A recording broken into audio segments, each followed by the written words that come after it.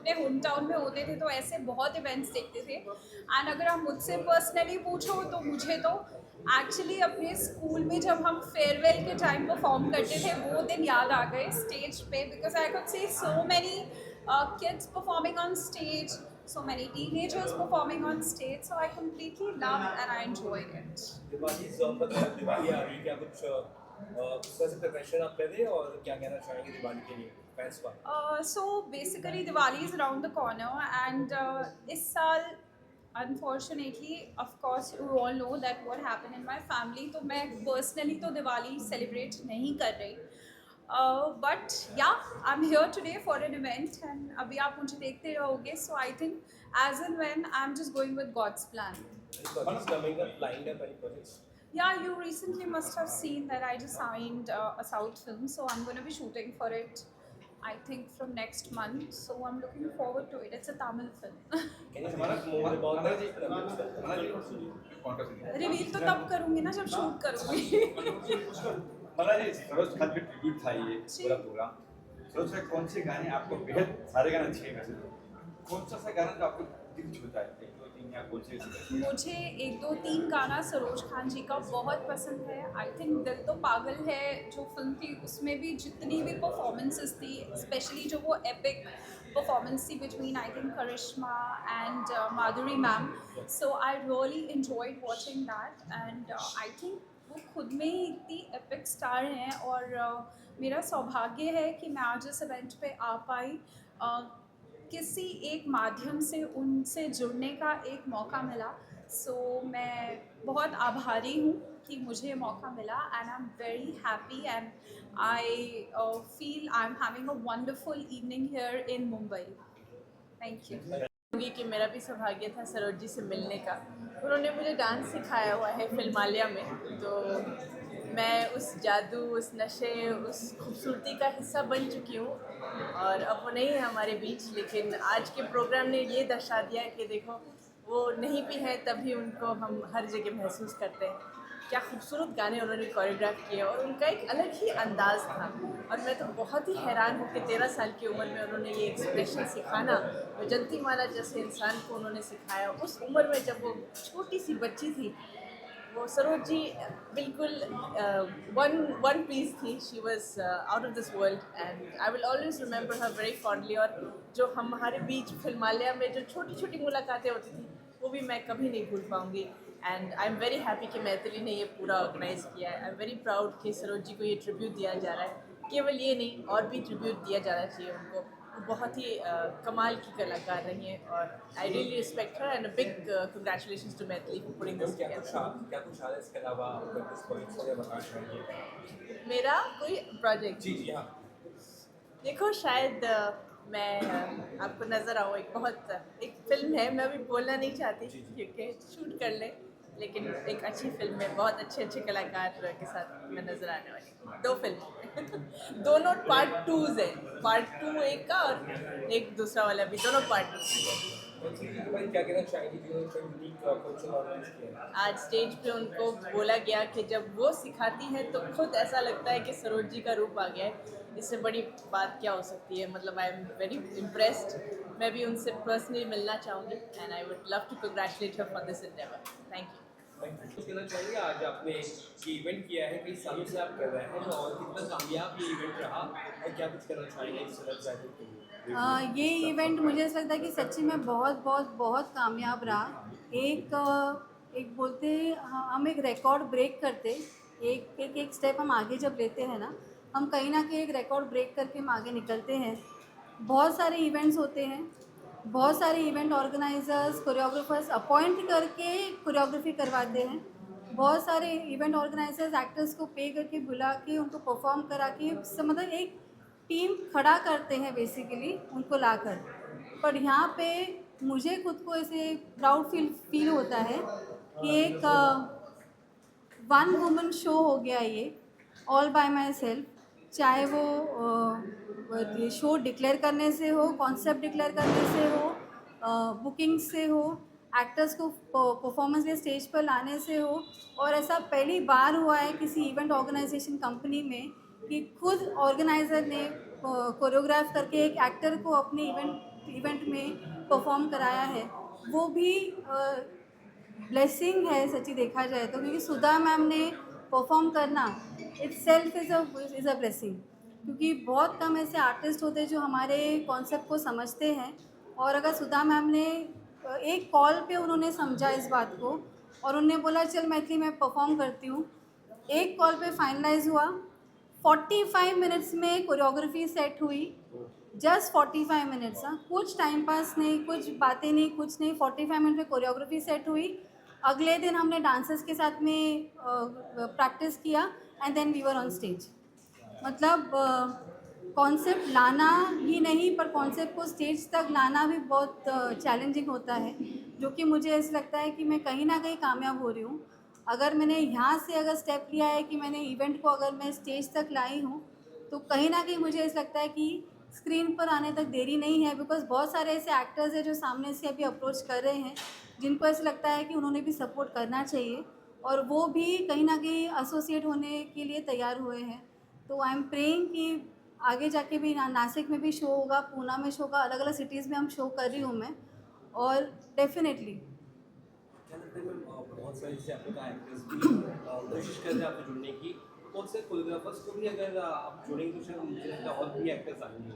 हाँ। ऐसा कुछ सोच रहे हैं? कोरियोग्राफर्स का कैसे है, कोरियोग्राफर्स ही कोरियोग्राफर्स को समझते नहीं है। सबसे बुरी बात जो आजकल इंडस्ट्री में चल रही है कि कोरियोग्राफर्स ही कोरियोग्राफर्स को समझते नहीं हैं, डांसर्स ही डांसर्स को समझते नहीं हैं।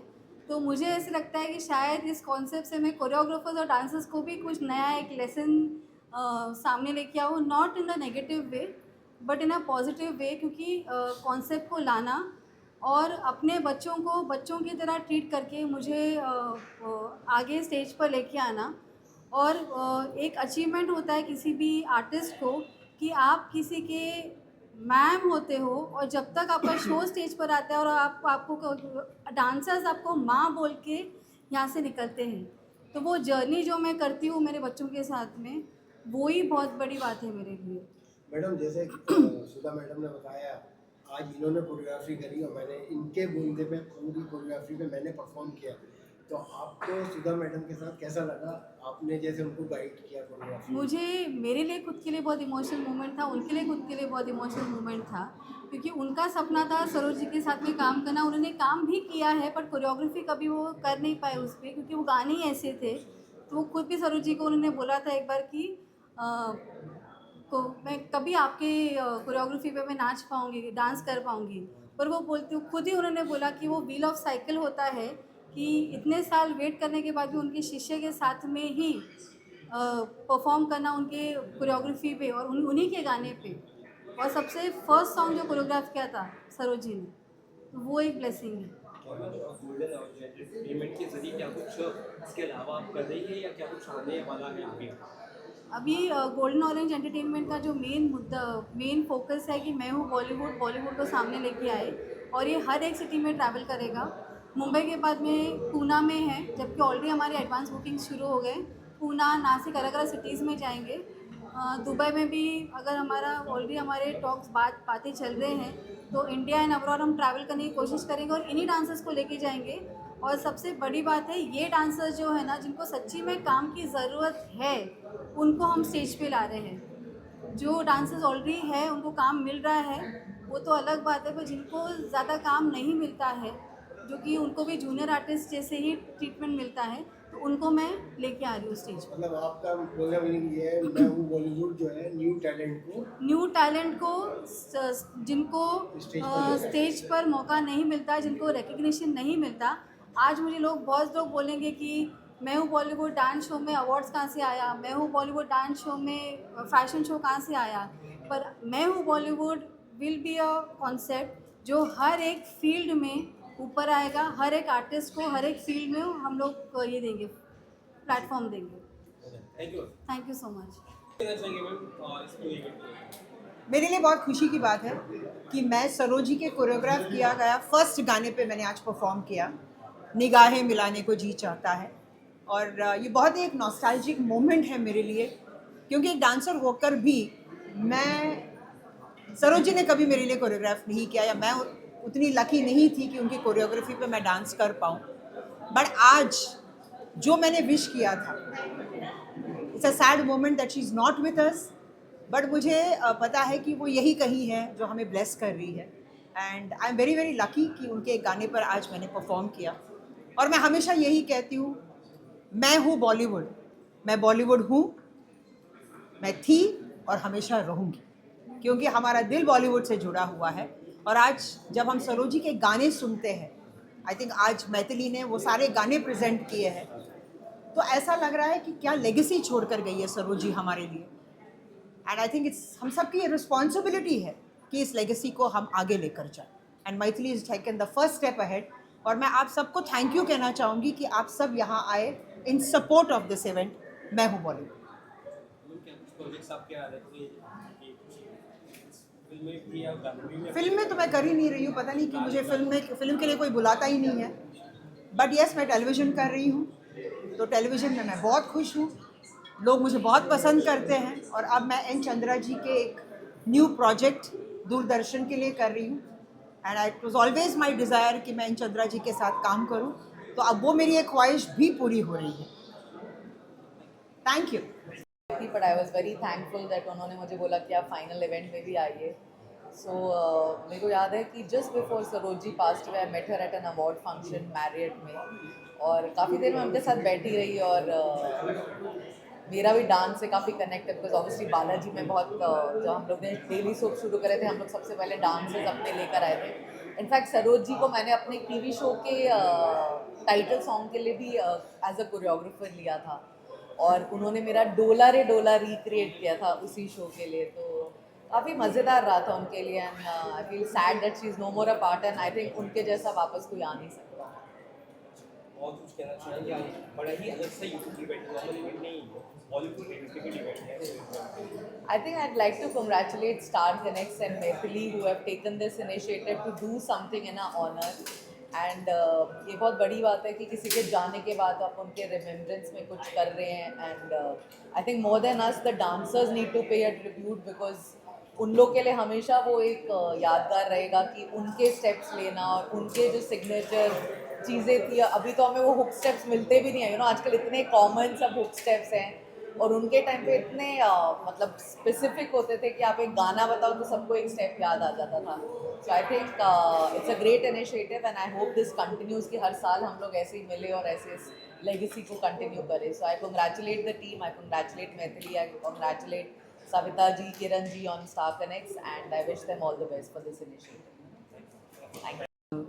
मेरा नाम कविता रंजन है, और मैं बहुत शुक्रगुज़ार हूँ मैथिली मैम का, जिन्होंने इतना अच्छा प्रोग्राम ऑर्गेनाइज़ किया। और मैं इस फैशन शो की डिज़ाइनर हूँ, और मैं नेक्स्ट सीज़न मैं ज़रूर फिर से पार्टिसिपेट करना चाहूँगी। And thank you to each and every one जिन्होंने मुझे मौका दिया इस इवेंट को इस इवेंट में पार्टिसिपेट करने के लिए। Thank you.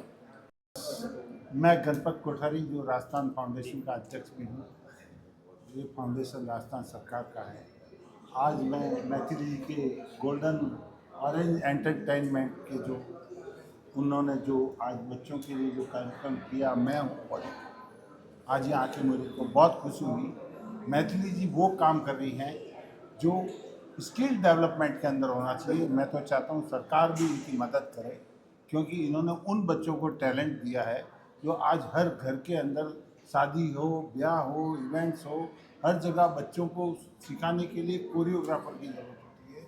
तो मैथिली जी को आज देख के मेरे को ऐसा लगा कि सरोज खान जी गई नहीं है, सरोज खान जी जिंदा है। तो आज मैथिली जी ने जो परफॉर्मेंस बच्चों से करवाई, उससे मैं भार विभोर हो गया कि ऐसे बच्चों को तैयार किया जिनके अंदर टैलेंट है, उनको प्लेटफॉर्म नहीं है। तो मैथिली जी के माध्यम से जो प्लेटफॉर्म मिलेगा, इससे रोज़गार भी बढ़ेगा और लोगों को बच्चों को सीखने के लिए मिलेगा। मैं मैथिली जी आपको बहुत बहुत धन्यवाद और बधाई देता हूँ कि आपने बहुत अच्छा काम किया, कि आपने ऐसे हुनर को निखार के ला रही है जिनमें बहुत कुछ है, लेकिन उनको बाहर निकालने वाला काम नहीं था, वो जज्बा भरने का काम मैथिली जी ने किया। मैं आपको पुनः एक बार बहुत बहुत अभिनंदन करता हूँ, बधाई देता हूँ। Thank you so much. और मुझे यहाँ आने का राजेश जी और मैथिली जो मौका दिया, मैं उन्हें पुनः दोनों को बहुत बहुत धन्यवाद देता हूँ। इनके राजेश जी के माध्यम से ही मेरी मैथिली जी से परिचय हुआ, और आज मुझे शानदार इवेंट में शामिल होने का मौका मिला। Thank you so much. आपने कोरियोग्राफ किया है और मिताली मैडम ने आपको अच्छा एक अपॉर्चुनिटी दिया, प्लेटफॉर्म दिया, उनके मिताली मैडम के बारे में। तो मिताली मैम का बहुत बहुत शुक्रिया भी, और वो वन मैन वूमन है, मतलब एक उन्होंने बहुत क्या बोलते हैं उससे, वन मैन आर्मी, हाँ वन मैन आर्मी भी बोल सकते हैं उसमें। उन्होंने बहुत अच्छा किया है, उनका ऑर्गेनाइज उन्होंने अकेले ये पूरा खड़ा करा है, तो उनके लिए बहुत थैंक यू।